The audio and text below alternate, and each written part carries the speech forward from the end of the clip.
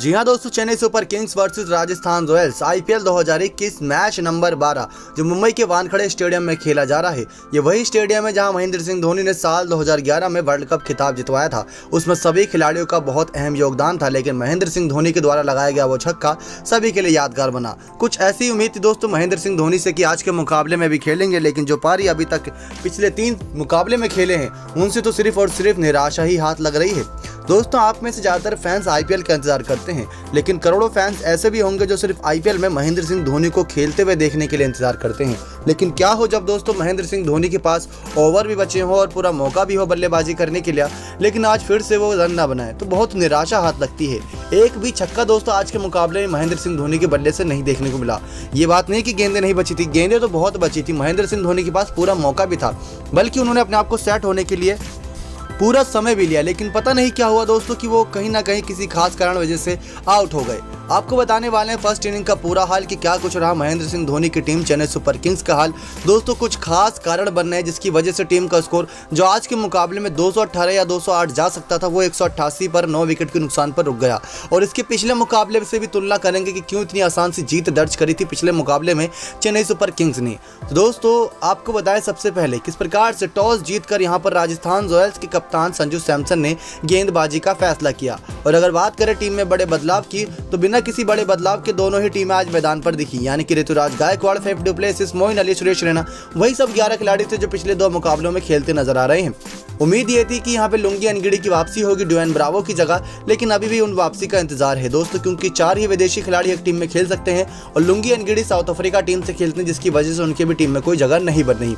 लेकिन उन्होंने सिर्फ आईपीएल में खेलने के लिए अपनी देश की टीम का जो पाकिस्तान के साथ मुकाबला चला था, यानी साउथ अफ्रीका वर्सेस पाकिस्तान की लीग को छोड़ते हुए, ओडीआई लीग को जो इंटरनेशनल लेवल की थी उसको छोड़कर आईपीएल खेलने के लिए। लेकिन क्या हो उस खिलाड़ी के दिल पर क्या बीत रही होगी जिसको अभी तक 3 मैचों में एक भी बार मौका नहीं मिला। लेकिन दोस्तों, ये तो हुई बात की बात। राजस्थान रॉयल्स की टीम भी बिना बदलाव के खेल रही, क्योंकि पिछले मुकाबले में क्रिस मॉरिस और डेविड मिलर की शानदार पारी की वजह से जीत जो दर्ज की थी।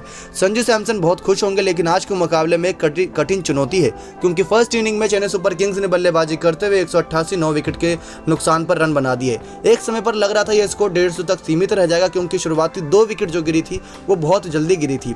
5वें ओवर की चौथी गेंद तक 2 विकेट गिर चुकी थी, लेकिन उसके बाद फिर से आज के मैच में मोइन अली के बल्ले से रन आए। लेकिन दोस्तों, हम देख रहे हैं कि मिडिल ऑर्डर और ओपनिंग बहुत खराब हो रही है चेन्नई सुपर किंग्स के द्वारा, क्योंकि ओपनिंग में दोस्तों ऋतुराज गायकवाड़ का बल्ला पिछले 3 मैचों से पूरी तरीके से शांत है। जहां इससे पहले वाले मैच की बात करें तो इससे पहले वाले मैच में दोस्तों पंजाब किंग्स के सामने बड़ा स्कोर नहीं था, लेकिन ऋतुराज गायकवाड़ वहां पर भी रन नहीं मार पाए थे। वहां पर सिर्फ 5 रन पर आउट हो गए थे और आज के मुकाबले में 10 रन पर आउट हो गए। इनकी सिर्फ 5 रनों की बढ़ोतरी हुई, जिससे टीम को खासा फायदा तो नहीं होने वाला। आज के मुकाबले में लग रहा था कि ऋतुराज गायकवाड़ की जगह रॉबिन उथप्पा बल्लेबाजी करते दिख सकते हैं, लेकिन अभी भी उनको मौका नहीं मिला है। या फिर चेतेश्वर पुजारा भी, उनका नाम भी बहुत सुर्खियों में था। कुछ बल्लेबाजी ऐसी कर रहे हैं कि जो T20 फॉर्मेट के एकदम काम आ सके, लेकिन अब भी उनको मौका नहीं मिल रहा है। तो हो सकता है कि इस मुकाबले से सीख लेकर ऋतुराज गायकवाड़ की जगह रॉबिन उथप्पा या चेतेश्वर पुजारा को जगह दी जाए। लेकिन महेंद्र सिंह धोनी के दिमाग में क्या चल रहा होता है कह पाना बहुत मुश्किल वाली बात होती है।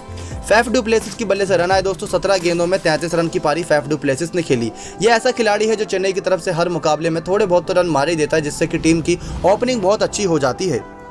लेकिन ओपनिंग के बाद दोस्तों मिडिल ऑर्डर का भी सवाल आता है। आज के मुकाबले में जहां पहली विकेट दोस्तों आई थी चेन्नई सुपर किंग्स की, वो आई थी तीसरे ओवर की 5वीं गेंद पर ऋतुराज गायकवाड़ के रूप में, जब टीम का स्कोर 25 रन था। दूसरी विकेट आई थी दोस्तों फैफ डु प्लेसिस के रूप में, क्योंकि फैफ डु प्लेसिस 17 गेंदों पर 33 रन बना के शानदार पारी खेल रहे थे। 4 चौके 2 छक्के की मदद से इन्होंने शुरुआती स्कोर में बहुत अच्छी खासी बढ़त दिला दी थी, लेकिन उसके बाद ज़्यादा कुछ बल्लेबाज कमाल नहीं कर सके।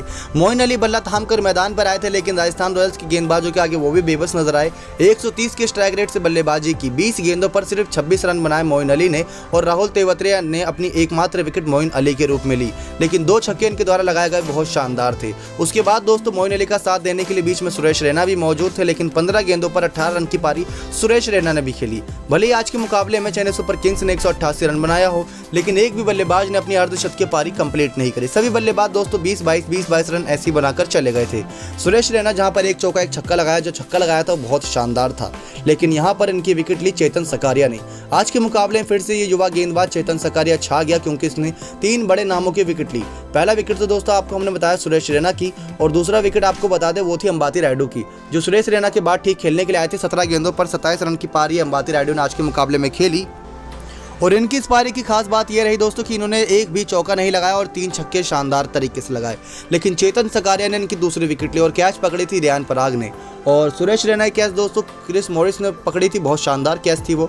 रविंद्र जडेजा दोस्तों उम्मीद थी कि अच्छी बल्लेबाजी करेंगे और टीम की गिरती हुई नैया को उठाएंगे और लास्ट में कुछ अच्छे रन बना के स्कोर को 200 तक ले जाएंगे, लेकिन यहाँ रविंद्र जडेजा भी बेबस नजर आए। क्रिस मॉरिस की शानदार गेंदबाजी के चलते रविंद्र जडेजा कुछ नहीं कर पाए और यहाँ पर सिर्फ रविंद्र जडेजा 7 गेंदों पर 8 ही रन बना पाए थे और आउट हो गए। पीछे खड़े कैप्टन और विकेट कीपर संजू सैमसन ने इनकी विकेट ले कैच पकड़ ली थी।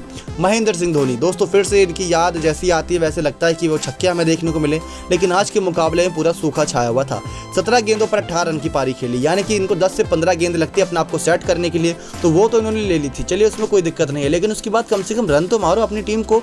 लास्ट के ओवर में आप ऐसी गेंदें खेलोगे तो क्या ही जाएगा। तो 17 गेंदों पर 18 रन की पारी खेली। अगर कोई और खिलाड़ी होता तो फैफ डू प्लेसिस को ले लीजिए दोस्तों, 17 गेंदों पर 33 रन की पारी खेल के गए। अगर 17 गेंदों पर 30 रन की पारी MS धोनी के बल्ले से भी आती तो स्कोर 188 की जगह 200 होता।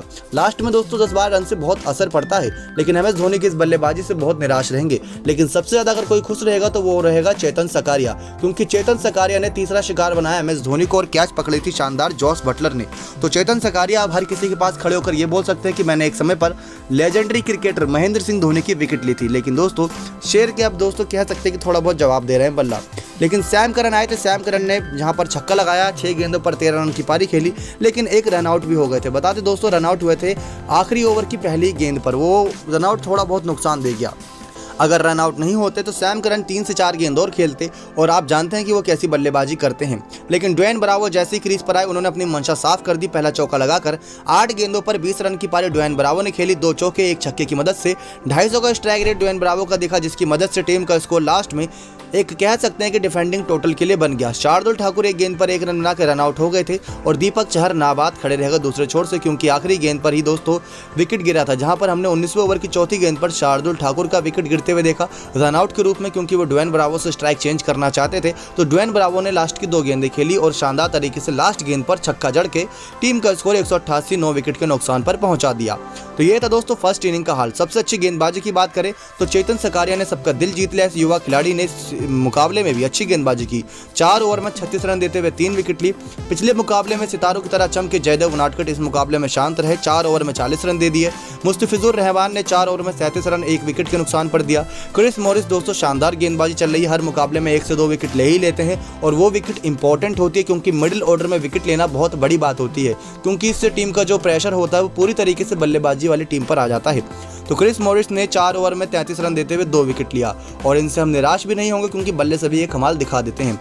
तो वहीं दूसरी तरफ राहुल तेवतिया की बात करें तो राहुल तेवतिया ने 3 ओवर कराए, 21 रन दिया, यानी कि 18 गेंदों पर 21 रन। कोई नुकसान की बात नहीं है, लेकिन खास बात यह है कि 1 विकेट इन्होंने लिया था।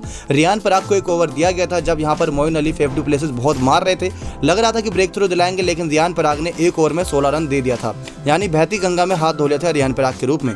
लेकिन देखा जाए दोस्तों चेन्नई सुपर किंग्स ने एक डिफेंडिंग टोटल खड़ा कर दिया है। अगर गेंदबाजों की बात करें तो पिछले मुकाबले में दीपक चहर ने बहुत अच्छी गेंदबाजी की थी, शार्दुल ठाकुर मिडिल ऑर्डर में कमाल दिखाते हैं, उसके बाद ड्वेन ब्रावो सैम करन ये सब खिलाड़ी अपना काम कर ही देते हैं। लेकिन दोस्तों पिछले मुकाबले में भी कह सकते हैं कि अगर पंजाब किंग्स ने 106 बनाया था तो उसको भी बड़ी मुश्किल से चेस करा था, क्योंकि उसको चेस करने में चेन्नई सुपर किंग्स को पूरे 15 ओवर चौथी गेंद तक लग गया था समय, यानी कि 107 रन चेस करने में 15 ओवर अगर आप जा रहे हैं तो सचमुच आपकी बैटिंग लाइनअप बहुत खराब है, उसमें भी आपकी 4 विकेट गिर जाती है।